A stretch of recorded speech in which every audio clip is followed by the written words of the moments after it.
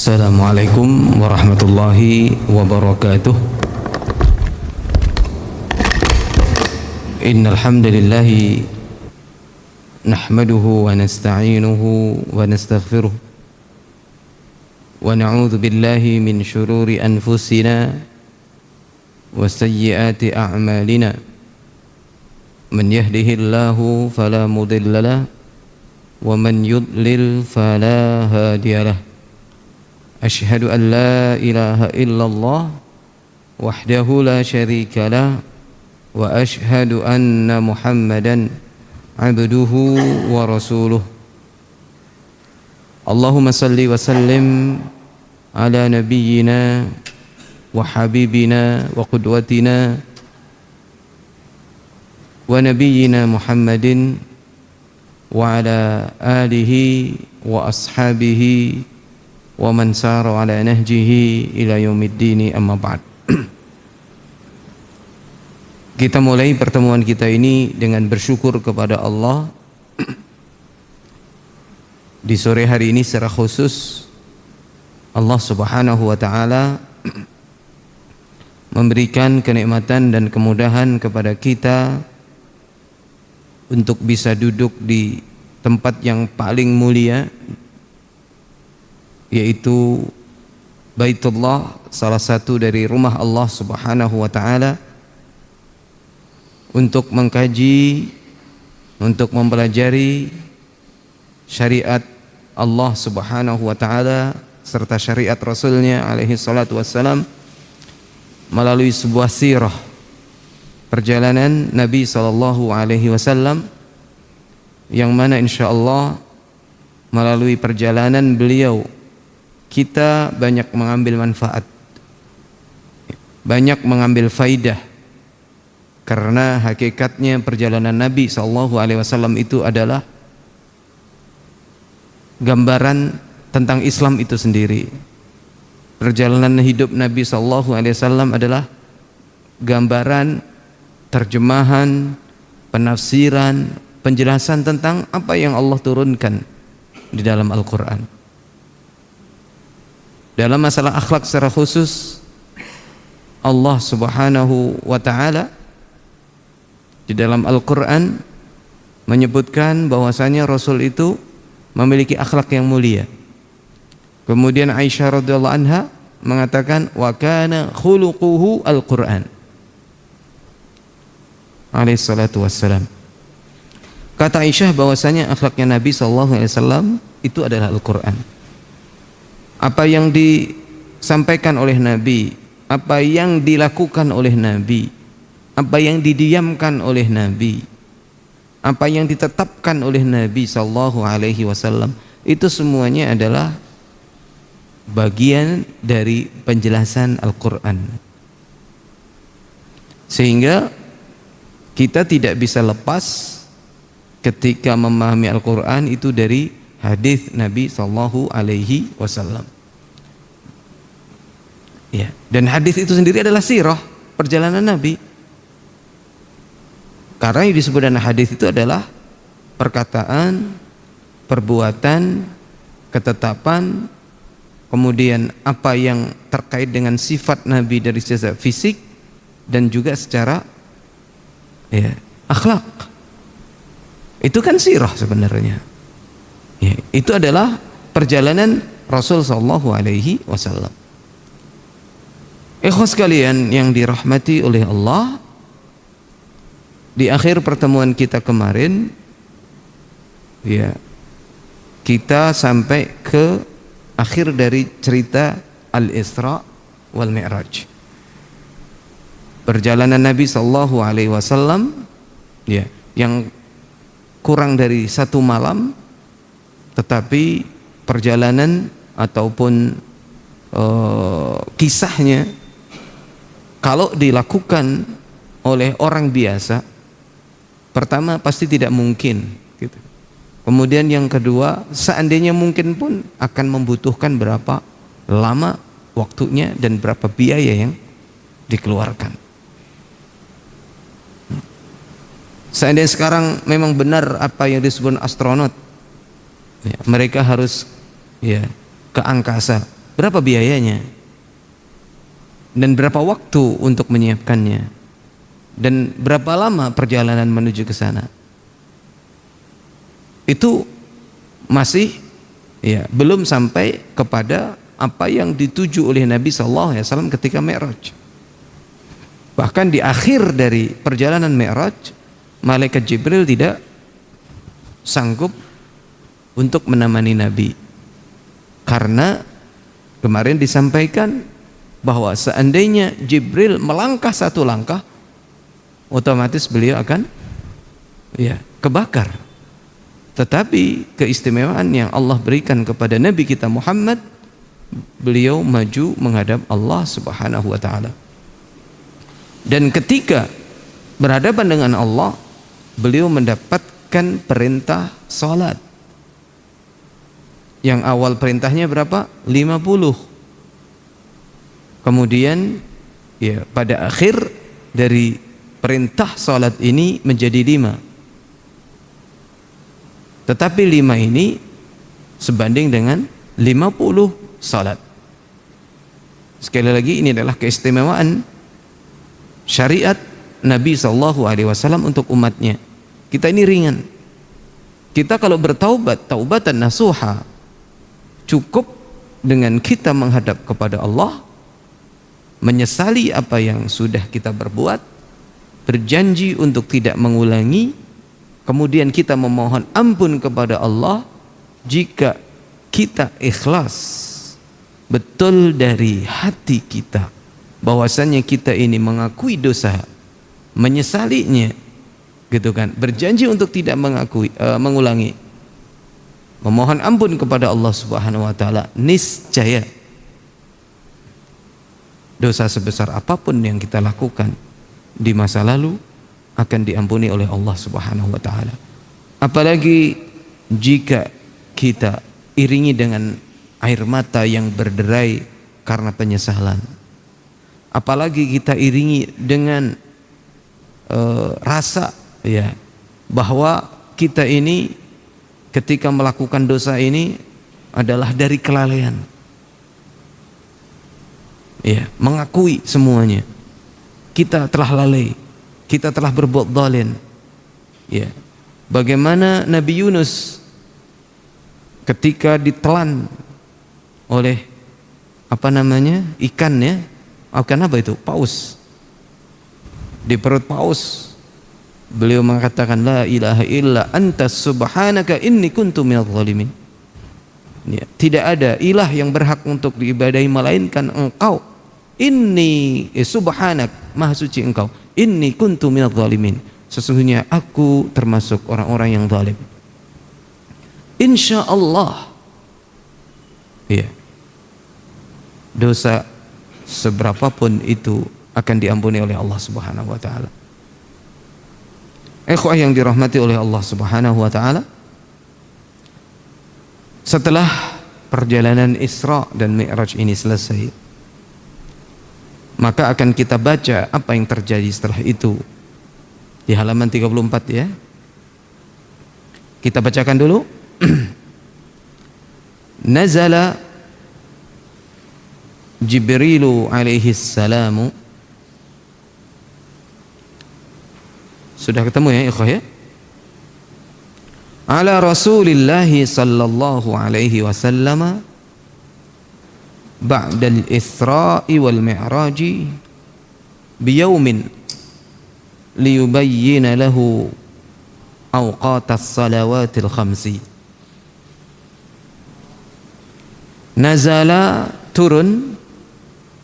Siapa yang turun? Jibril alaihi salam. Jibril alaihi salam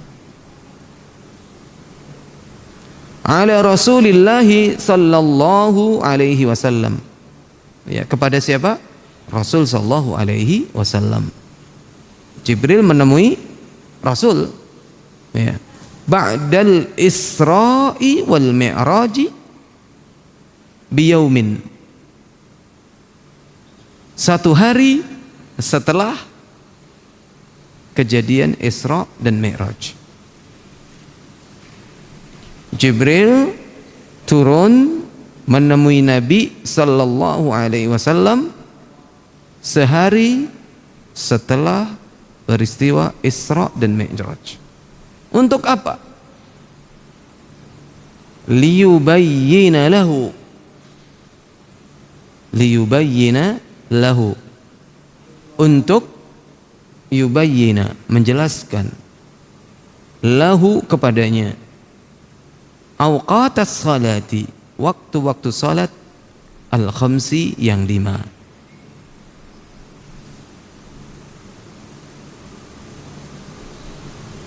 Kan tadi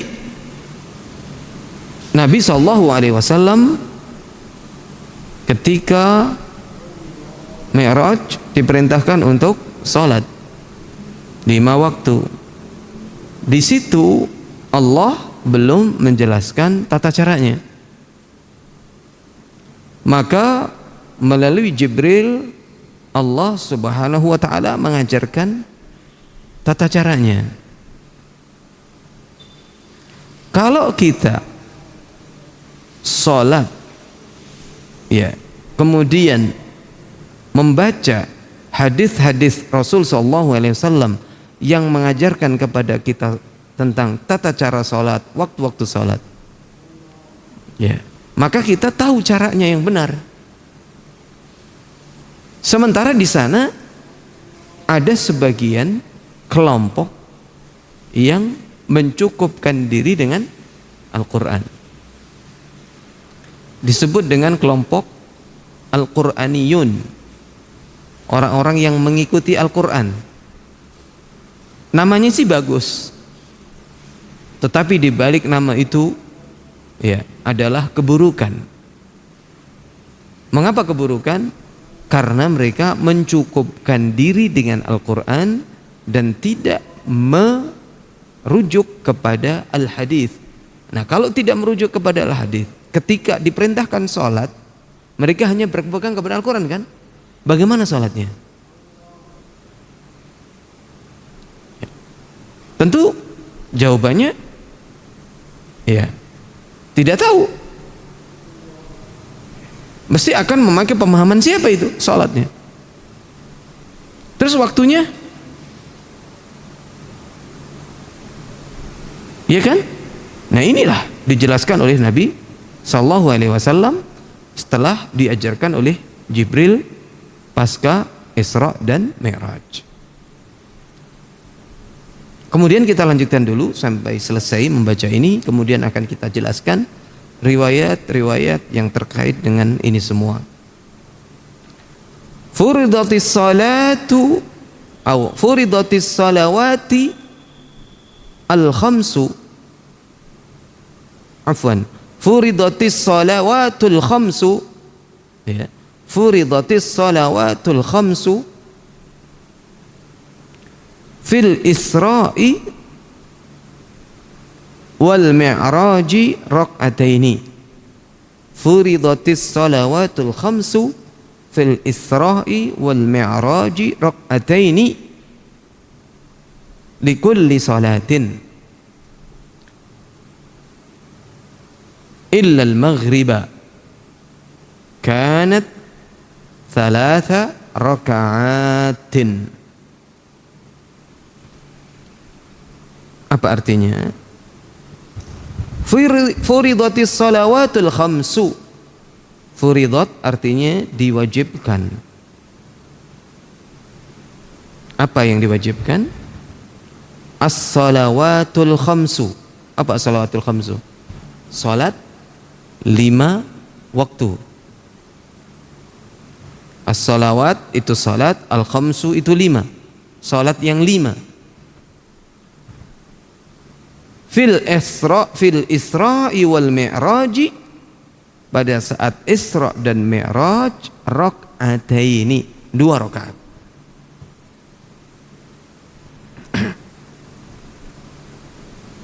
Likulli salatin, untuk setiap salat.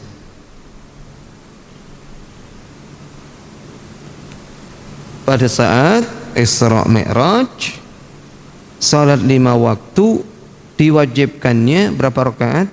2 rakaat untuk setiap salat. illal maghriba, kecuali maghrib, kanat thalatha raka'atin, kecuali salat maghrib. Ya, berapa salat maghribnya? 3 rakaat.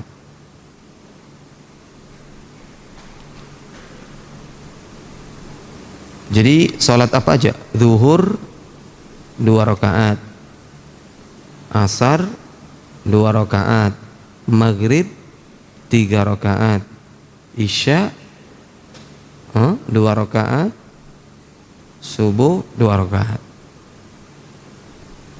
Jadi bukan 17 ya. Kalau sekarang kan 17.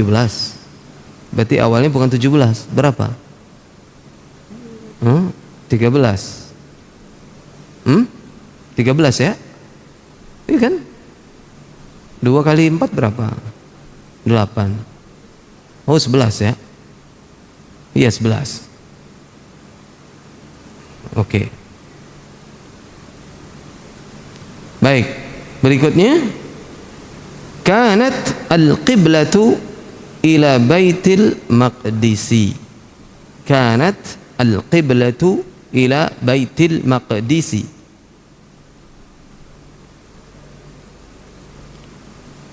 Wa kana Rasulullah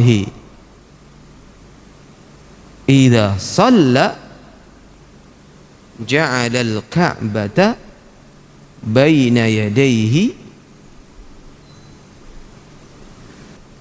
Al-qiblatu, kanatil qiblatu, qiblatnya dahulu kemana? Ila baitil maqdis, ke baitul maqdis. Mana baitul maqdis? Masjid Al-Aqsa, Al-Masjidil Aqsa. Semoga Allah Subhanahu wa taala menjaga kaum muslimin yang di sana. Wa kana Rasulullah idza shalla, dan Rasul sallallahu alaihi wasallam idza shalla, apabila salat, ja'ala al-ka'bata, menjadikan Ka'bah, baina yadayhi, di depan beliau, fayusibul qiblatain, sehingga beliau mendapatkan 2 kiblat. Kebayang gak sih? Ya. Jadi beliau sholatnya menghadap ke Ka'bah.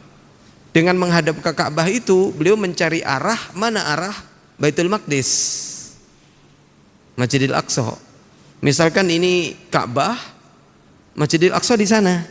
Nah, sholatnya di sini sehingga menghadap ke Ka'bah sekaligus menghadap ke Baitul Maqdis. Sehingga beliau 2 kiblat langsung. Karena sebenarnya beliau lebih condong untuk dijadikan kiblatnya itu seperti kiblatnya Ibrahim, yaitu Ka'bah, bukan Baitul Maqdis. Tayyib. Kembali kepada poin awal, bahwa Jibril turun kepada Nabi sallallahu alaihi wasallam 1 hari setelah Isra Mi'raj untuk mengajarkan kepada beliau waktu-waktu salat.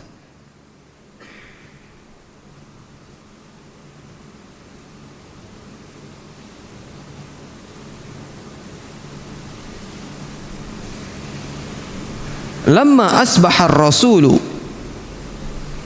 min sabihati lailatil Isra'i, ja'ahu Jibril alaihi salam hina zaghatis syams fabayyana lahu kaifiyatas salati wa awqataha.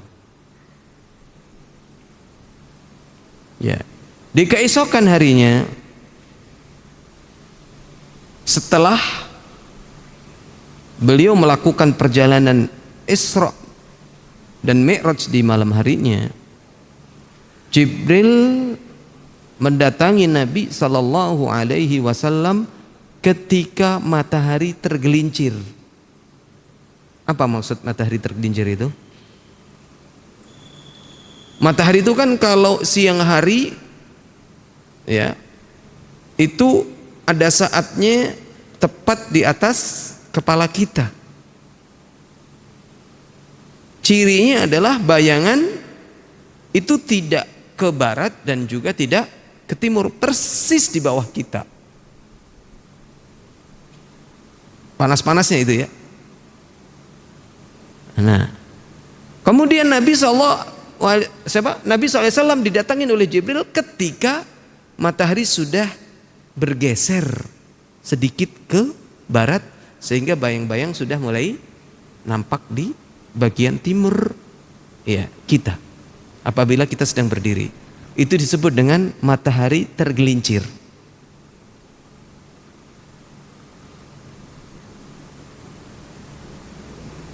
Jibril alaihissalam mengajarkan kepada Nabi tata cara sholat dan waktu-waktunya.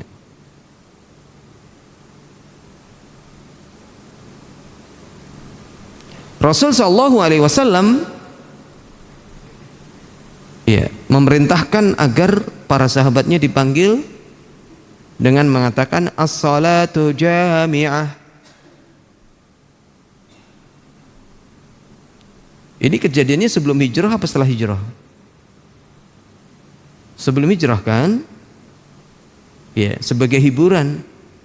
Kan setelah diboikot meninggallah siapa?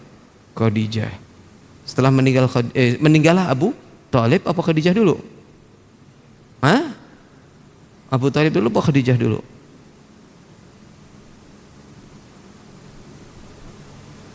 Iya, siapa yang antum ingat? Khadijah dulu atau Abu Thalib dulu?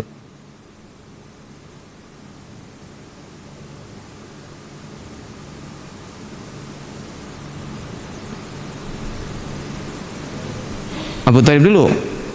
Ya, sudah ngecek. Ya, Abu Thalib dulu atau Khadijah dulu? Coba antum cek nanti yang mana. Ya, ya.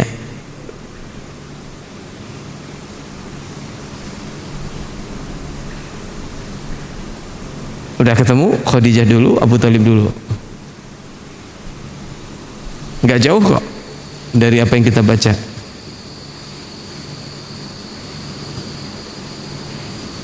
Sudah ketemu jawabannya? Hah? Khadijah. Ya, Khadijah dulu. Yakin? Sudah dibaca. Sudah mendapatkan apa yang dicari.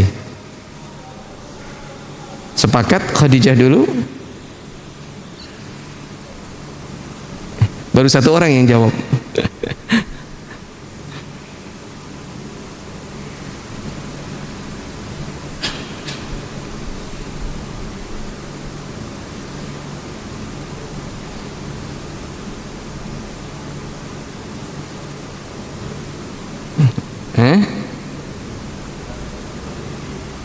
Ayo. Yakin yang mana, Khadijah dulu atau Abu Thalib dulu?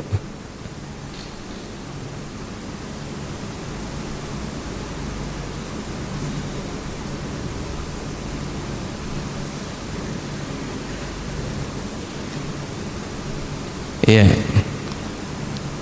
Abu Thalib meninggal terlebih dahulu, kemudian Khadijah. Setelah itu ya, diboikot, Abu Thalib meninggal, Khadijah meninggal.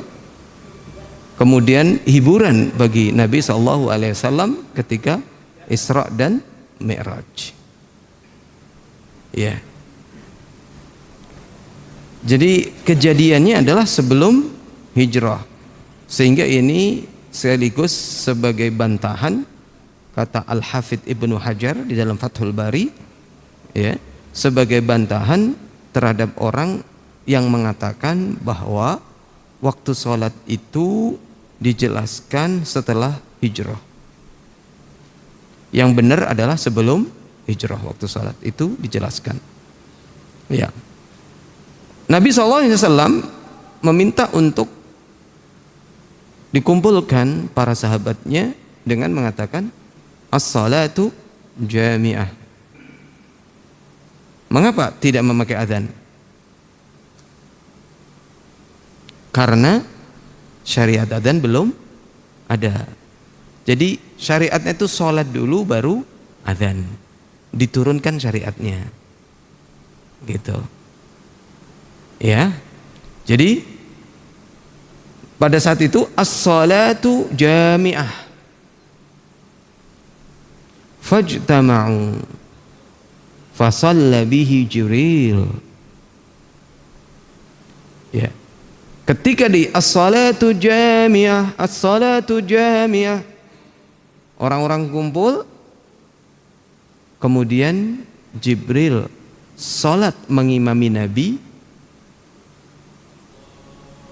kemudian Nabi mengimami para sahabatnya. Paham nggak? Jadi Rasul ngikutin siapa? Jibril. Para sahabatnya mengikuti Rasul sallallahu alaihi wasallam. Dan salat yang dilakukan pertama kali oleh Rasul sallallahu alaihi wasallam bersama Jibril ini disebut dengan salat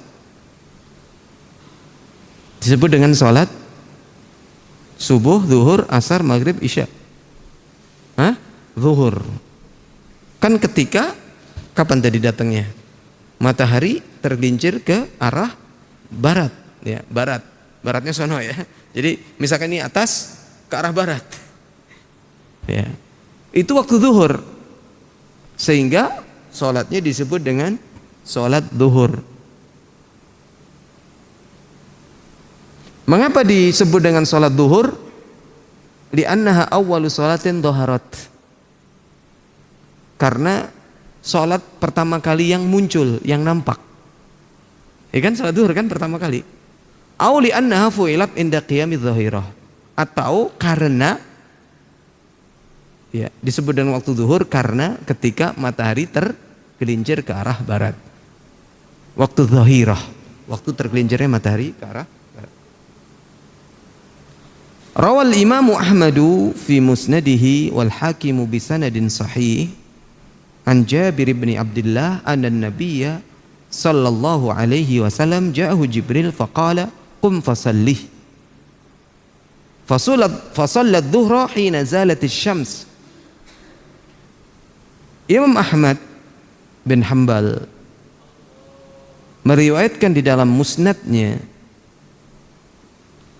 begitu juga Al-Hakim di dalam sanadnya yang sahih dari Jabir bin Abdullah bahwa Nabi sallallahu alaihi wasallam didatangi Jibril.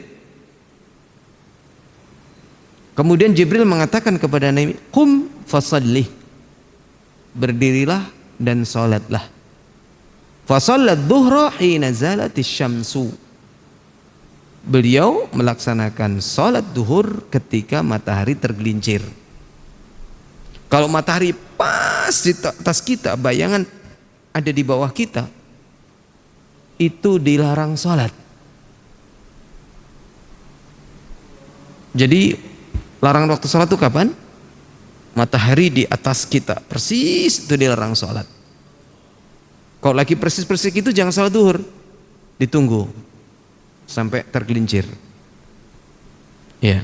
Kemudian ketika matahari sedang terbit, sedang muncul, sampai meninggi sekitar satu galah, satu tumbak, ya, sekitar 15 menitan lah ya, dari mulai terbit gitu kan, ya, sampai meninggi, ya, itu kira-kira 15 menitan, 10 sampai 15 menit.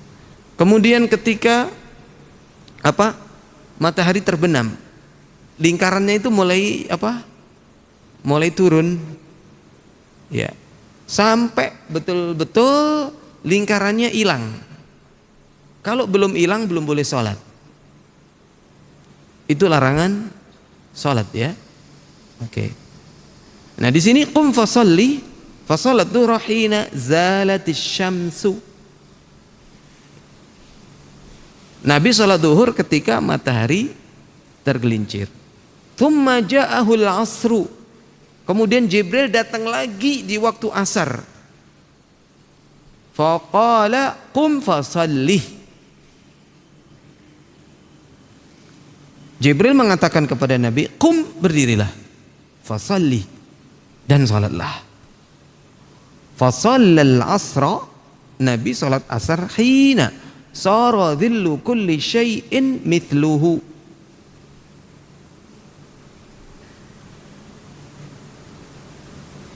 Ya. Beliau salat asar ketika bayangan sesuatu itu, bayangannya kalau diukur panjangnya sama dengan bendanya ini.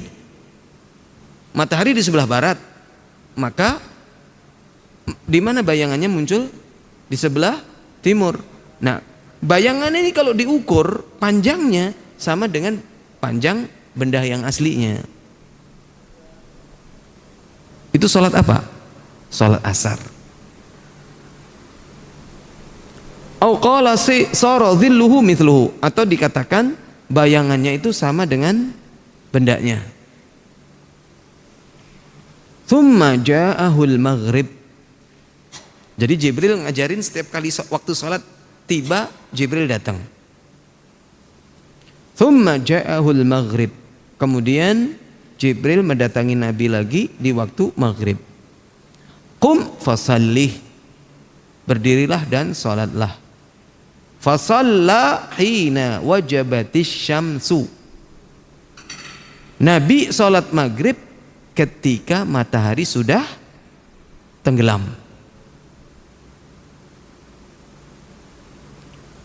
Ya. Jibril pergi lagi. Datang lagi kapan? Thumma ja'ahul isya. Jibril datang lagi kepada Nabi waktu isya. Faqala qum fasallih. Berdirilah dan salatlah. Fasalla hina ghabash syafaqu.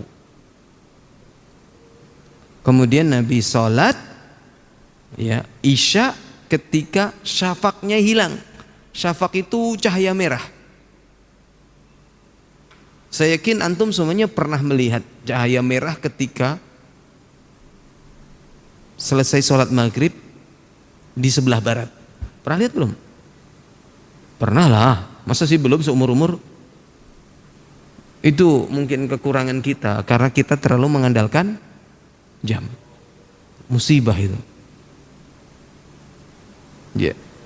Jadi kalau antum selesai sholat maghrib, coba sesekali antum keluar rumah, lihat di langit sebelah barat itu akan ada cahaya merah. Kalau lagi cerah ya, kalau lagi mendung ya nggak tahu tuh. Ya. Itu kalau cahaya merahnya masih ada berarti angin sebenarnya ikhwah dari luar sepertinya. Ya.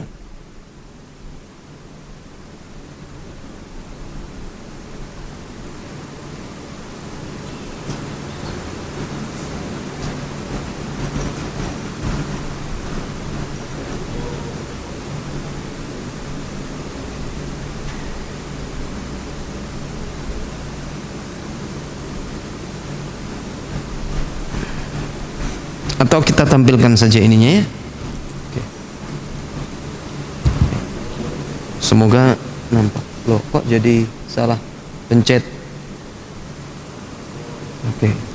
Ya ini kita tampakkan hadisnya sini supaya tidak membayangkan saja. Tapi nggak kelihatan ya. Yang kelihatan tetap aneh ini. Padahal gede-gede loh. Di anak gede kok, di sini nggak gede ya? Oh, di freeze ya. Freeze-nya dihilangkan. Oke. Nampak ya? Oke.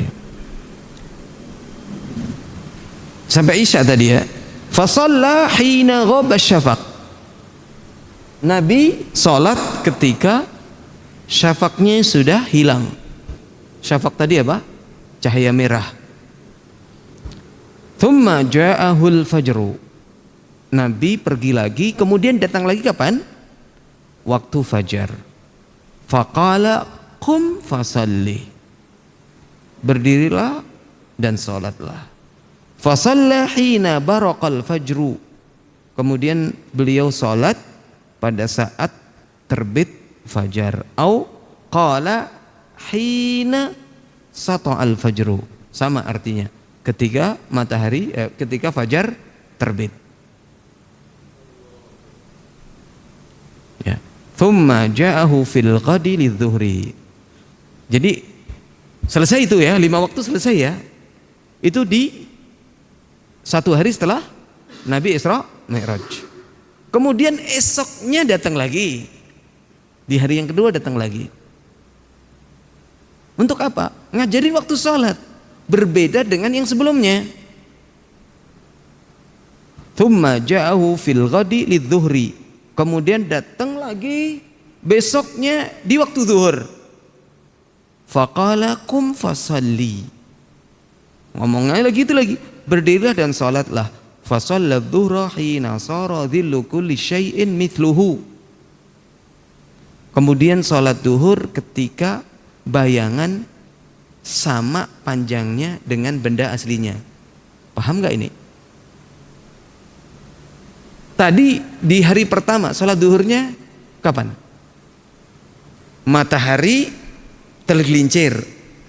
Kemudian di hari yang kedua ketika bayangan sama dengan bendanya. Berarti apa ini maksudnya? Yang pertama itu mulainya waktu zuhur, di hari kedua adalah selesainya waktu zuhur. Bisa dipahami ya? Thumma ja'ahu lil asri, kemudian datang lagi di waktu asar. Faqala qum fasalli, fasallal asra hina sara dhillu kulli syai'in mithlaihi.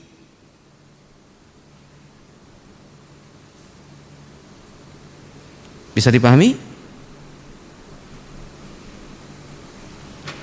Nabi datang di waktu asar, memerintahkan Rasul untuk sholat asar pada saat bayangan ukurannya 2 kali ukuran benda aslinya. Kalau yang pertama tadi, di hari pertama sholat asarnya kapan? Ketika bayangan panjangnya sama dengan benda aslinya, itu mulai sholat asar, ya kan?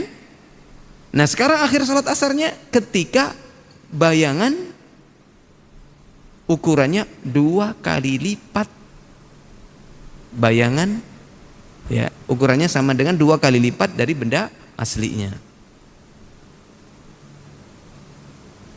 Thumma ja'ahu lil maghrib, kemudian datanglah beliau di waktu maghrib, waqtan wahidan lam yazal anhu, waktunya sama. Kapan? Ketika terbenam matahari. Alif lam mim as-sajdah itu di rakaat yang pertama, kemudian di rakaat yang kedua adalah al-insan, hal ata 'alal insani hinun min dahri lam yakun syai'an madhkura, dan seterusnya. Panjang ya. Wa salatul maghribi, dan dibiarkan salat maghrib tetap 3 rakaat, li annaha witrun nahar. Apa witrun nahar? Karena dia itu ya witirnya siang.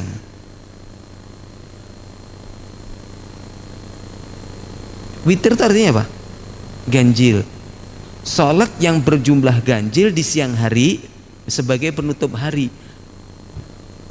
Sebagaimana kita disunahkan untuk salat witir di akhir malam, tapi itu hukumnya sunnah. 3 ganjil juga, 1, 3, 5, 7, tergantung waktunya. Tapi kebiasaan Nabi berapa? 3 ya, witir ya, witir sebelum subuh, berarti kan akhir malam. Nah kalau maghrib ini ibarat witir, maka dia adalah witirnya siang.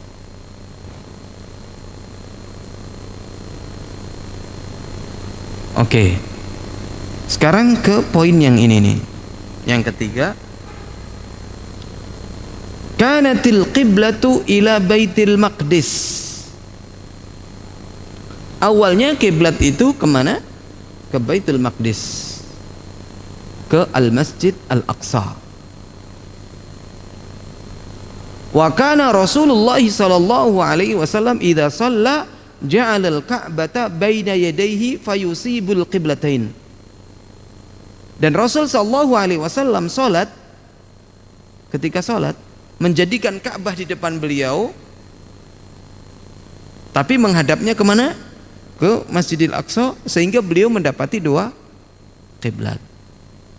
Bentar, ana punya gambarnya, ana tampilkan gambarnya. Mana ya? Ini dia. Gambar mana nih? Sudah muncul belum tadi ya? Oke, nampak gak ya? Digedein. Ini gambar petanya. Oke. Nah, ini Masjidil Haram. Ini Yathrib. Yathrib itu apa? Madinah. Nama dulu namanya Yathrib. Kemudian ketika Nabi hijrah, nama Yathrib diganti dengan Madinah. Ya. Kemudian ini Palestina, Masjidil Aqsa. Tergambar ya? Jadi Nabi sholatnya gimana? Bagaimana caranya? Beliau sholatnya di sini. Terlihat kerusakannya? Terlihat? Sholatnya di sini, menghadap ke Ka'bah. Ya, Ka'bah ada di hadapan beliau. Kemudian menghadap ke sana. Ya. Sehingga beliau mendapati dua kiblat gitu loh. Ya. Menghadap ke Ka'bah iya, menghadap ke Masjidil Aqsa iya.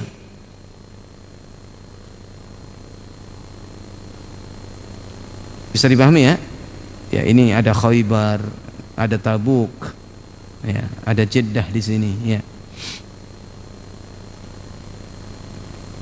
Baik, tergambar nih ya, bagaimana Nabi tadi menjadikan Ka'bah di depan beliau, ya. Sholatnya di sini gampangnya, sehingga di hadapan beliau sambil menghadap ke Masjidil Aqsa. Ya. Kita bacakan penjelasannya. Di sini wa kana Rasulullah sallallahu alaihi wasallam yusalli ila Baitul Maqdis. Rasul sallallahu alaihi wasallam salat ke Baitul Maqdis. Wa yaj'alul Ka'bata bainahu wa bainal Maqdis wa baina Baitul Maqdis. Nabi menjadikan Ka'bah itu berada di tengah-tengah antara beliau dengan Baitul Maqdis. Hatta hajara wa nazala al-wahyu bi tahwilil qiblati kama sayati insyaallah. Kemudian beliau berhijrah dan turunlah wahyu untuk mengubah kiblat. Ya. Mengapa yang keluar iklan sebentar? Semuanya sekarang serba iklan ya. Oke. Di surat Al-Baqarah ayat 144 Allah berfirman, "Qad nara taqalluba wajhika fis sama' falanuwalliyannaka qiblatan tardaha fawalli wajhaka syatral Masjidil Haram wa haitsu ma kuntum fawallu wujuhakum syatarah wa innal ladzina utul kitaba la ya'lamuna annahu al-haqqu min rabbihim wa mallahu bighafilin amma ya'malun. Ini ayat yang mengubah kiblatnya Nabi ketika sholat dari Baitul Maqdis ke Ka'bah. Coba kita kembali ke gambar. Mana gambarnya? Kembali ke gambar. Masih kecil juga. Mana yang gede tadi? Kan Nabi di sini ketika di Mekah beliau sholatnya dengan menghadap Ka'bah dan sekaligus mengarah hadapannya ke Palestina, ke Masjidil Aqsa. Nah, sekarang ketika beliau hijrah, posisi di mana? Di sini kan? Apakah ketika di Madinah beliau bisa melakukan yang sama? Dengan menghadap ke Ka'bah dan sekaligus menghadap ke Masjidil Aqsa? Tidak. Otomatis beliau sholatnya membelakangi Ka'bah kan? Menghadapnya ke sana. Otomatis posisi Ka'bah di mana?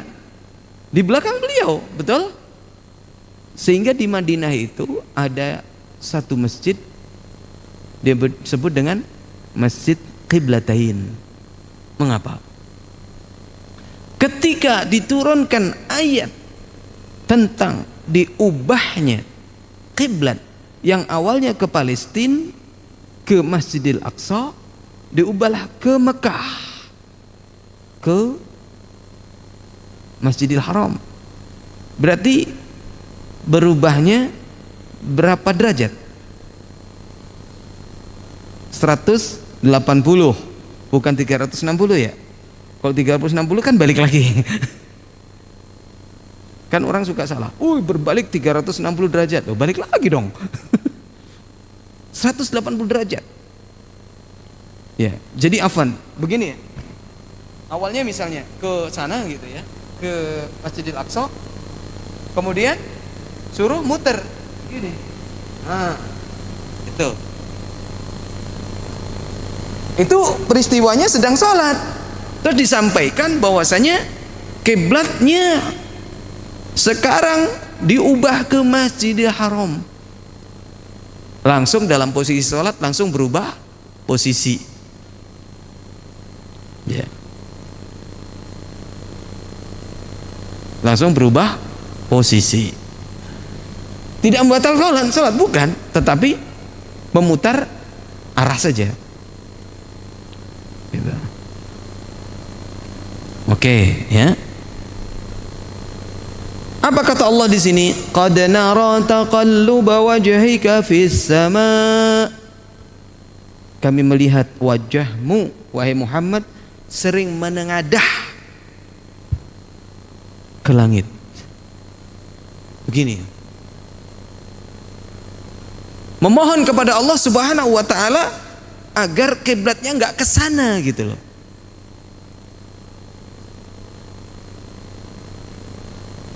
Di sini di tafsir Ibnu Katsir disebutkan, mana tafsir Ibnu Katsirnya?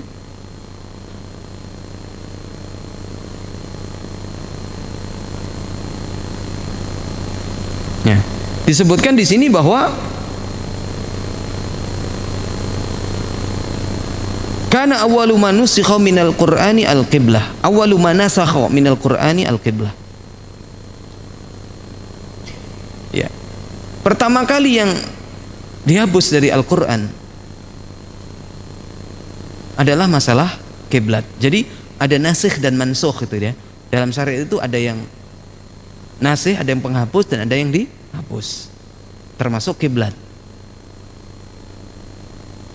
Yaitu ketika Nabi SAW datang ke Madinah hijrah, dan di Madinah itu penduduknya selain orang Arab yang ada di Madinah yang kemudian menjadi sahabat Nabi yang disebut dengan Ansor, siapa saja yang tinggal di sana? Yang non Arab, orang Yahudi. Anak pernah mendengar, nggak tahu betul apa tidak, orang Yahudi itu ngapain nekat ke Madinah? Katanya mereka itu tahu di dalam kitab mereka bahwasanya nanti akan ada datang Nabi ya bernama Ahmad atau Muhammad, dan digambarkan datangnya di mana gitu. Mereka datang ke semua ke Madinah supaya ya, mereka berharap agar Muhammad atau Ahmad itu dari keturunan mereka gitu loh. Ana nggak tahu ini riwayatnya di mana. Ana pernah dengar seperti itu. Ya, tapi ya, wallahu alam. Ya, faktanya adalah orang Yahudi banyak di Madinah. Ketika melihat Rasul sholatnya menghadap ke Baitul Maqdis, orang Yahudi seneng. Nah, sama kan dengan kami katanya. Kiblatnya kemana? Baitul Maqdis, sama kan?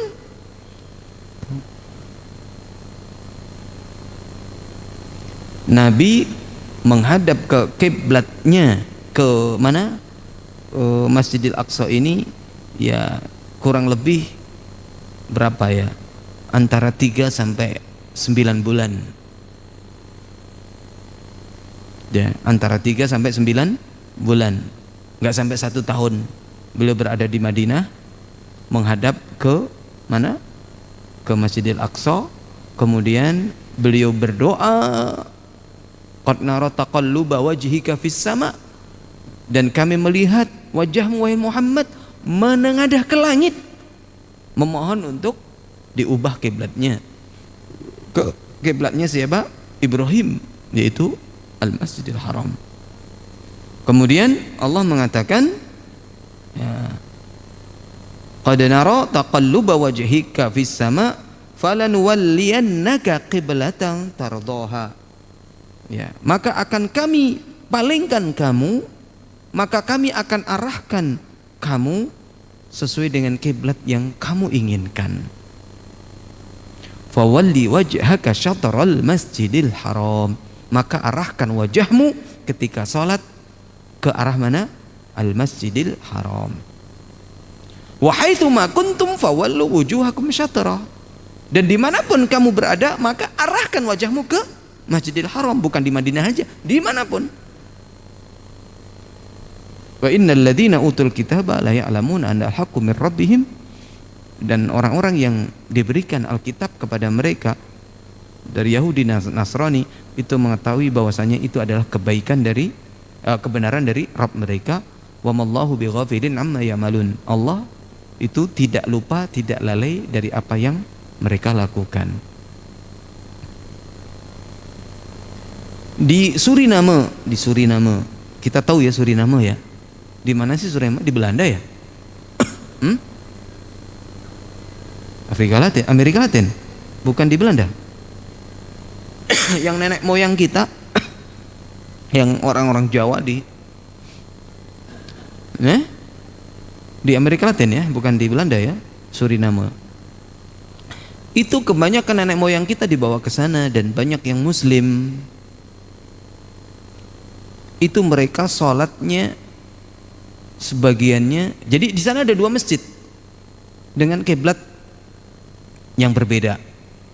Maksudnya bukan kiblat yang berbeda, menghadapnya berbeda. Ada yang menghadap ke barat,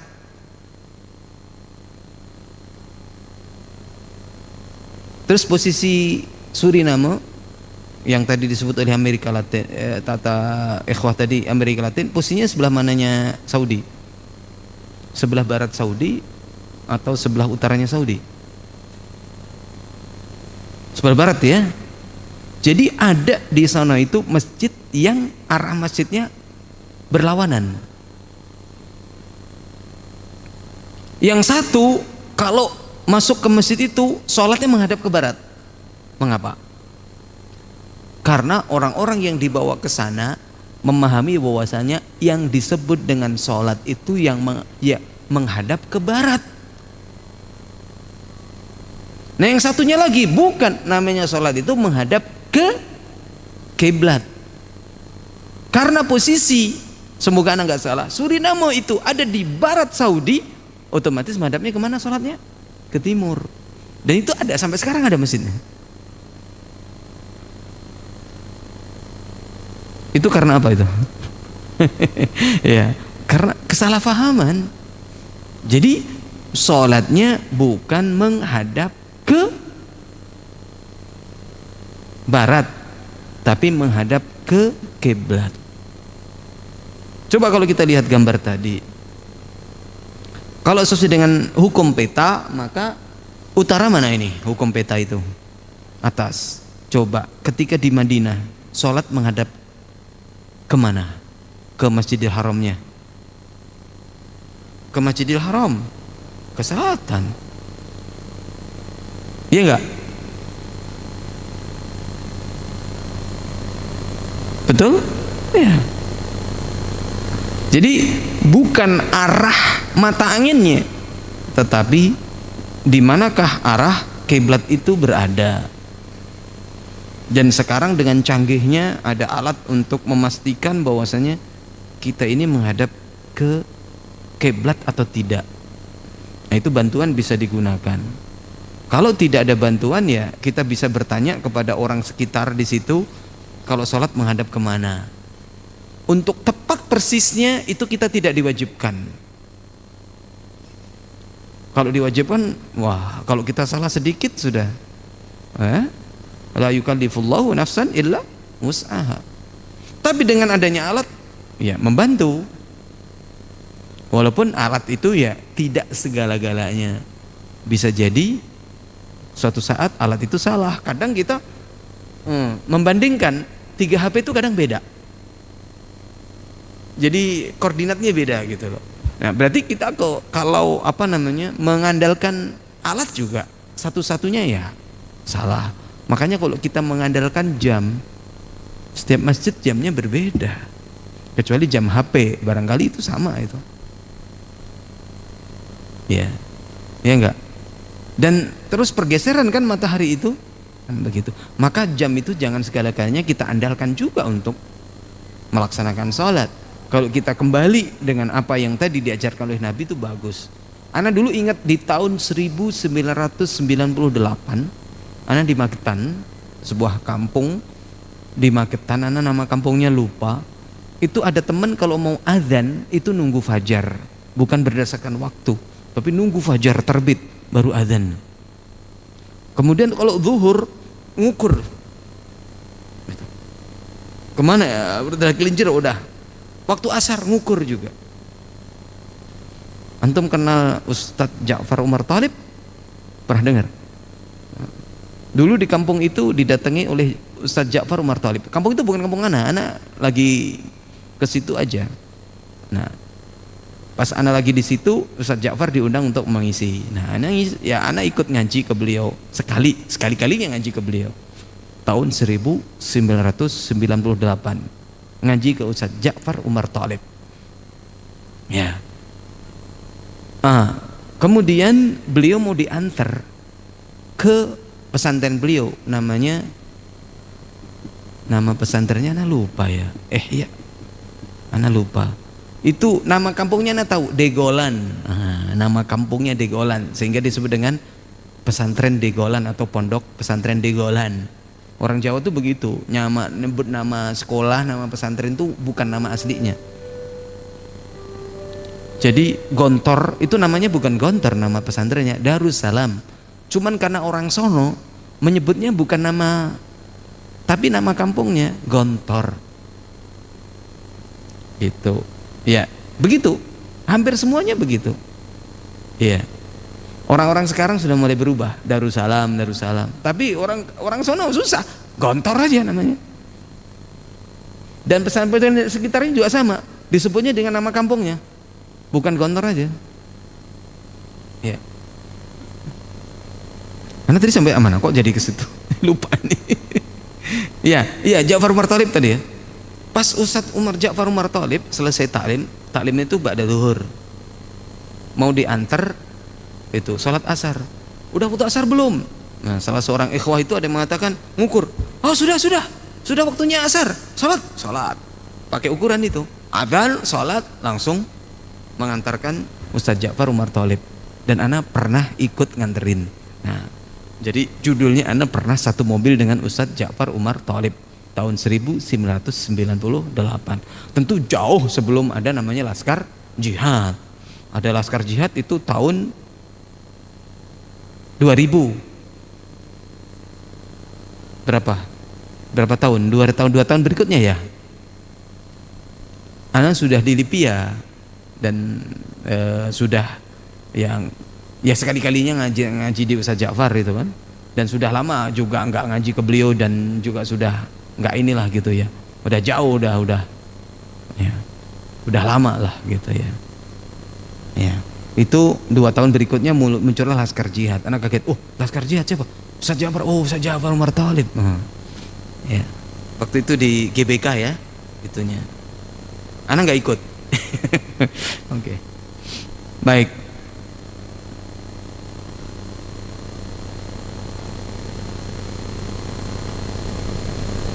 Apalagi nih? Ya, ini adalah peristiwa di mana Rasul sallallahu alaihi wasallam ya dipindah kiblatnya dari Baitul Maqdis ke Masjidil Haram.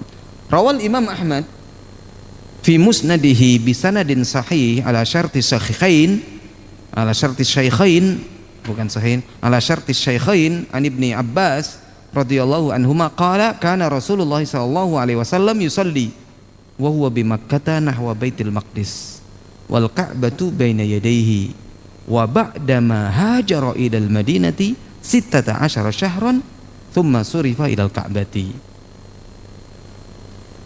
Ya.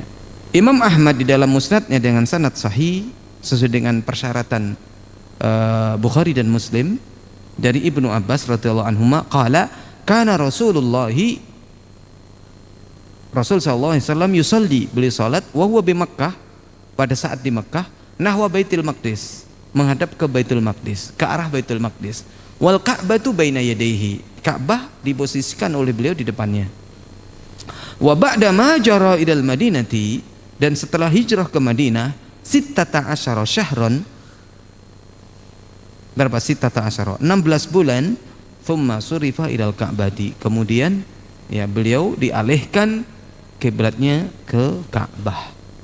Dan tadi arahnya berbalik total, ya, bukan satu arah. Kalau ketika ke Mekah masih satu arah antara Masjidil Haram dengan Masjidil Aqsa, bisa dibuat satu arah. Walaupun memang muter ya, bisa aja ya menghadap ke Ka'bah, bisa membelakangi Baitul Maqdis. Tapi kalau ingin satu arah ya posisinya adalah ya Ka'bah di hadapannya dan sambil mengarah ke Masjidil Aqsa. Nah, ketika di Madinah nggak bisa. Mau nggak mau harus menghadap ke Baitul Maqdis dan membelakangi Ka'bah. Dan di situ orang-orang Yahudi melihat dan mereka senang, gitu. Karena ternyata kan gitu. Ya. Demikian ikhwah yang dirahmati oleh Allah Subhanahu wa taala. Ya, kajian kita dan slide berikutnya tentang insyiqaqul qamar. Wassallallahu ala nabiyyina Muhammadin wa ala alihi wa sahbihi ajma'in. Ya, sebentar lagi waktu salat maghrib dan kita tutup. Wa akhiru da'wana alhamdulillahil alamin. Wassalamualaikum warahmatullahi wabarakatuh.